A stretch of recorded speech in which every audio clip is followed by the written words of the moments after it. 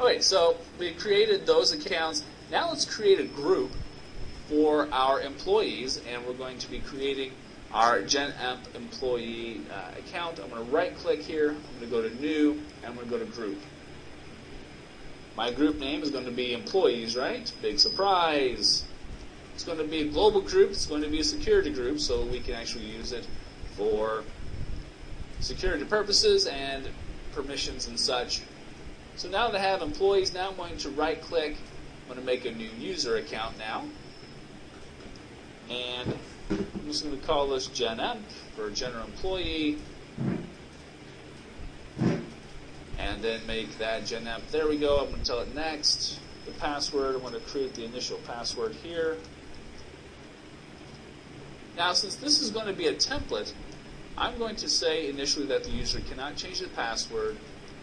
The password never expires, and initially the account is going to be disabled. Now, I can turn it on later on if I wanted to, right? It's not a big deal. But initially, this account will begin as disabled. I'm going to tell it next, and then finish.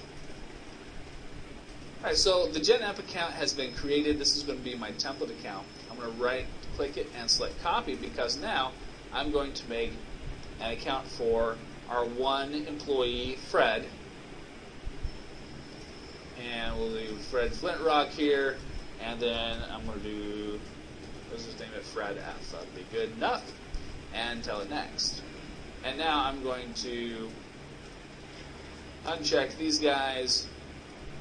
User must change the password. We'll put in the initial password.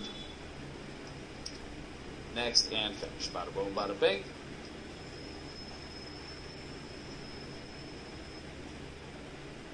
And now I have Fred. Now Fred is not currently a member of any group. So I'm going to right click on Fred, select add to group. And now I'm going to put in here the employees group. Check the name just so it can making sure that it can find it. It's underlined, everything is okay, so I'm going to click OK. And now you get this little message that says the add to group operation was successfully completed. Bada boom, bada bing. Alright, cool. We'll tell that OK. And now there's one more set of users that we need to create. We need to create the table items.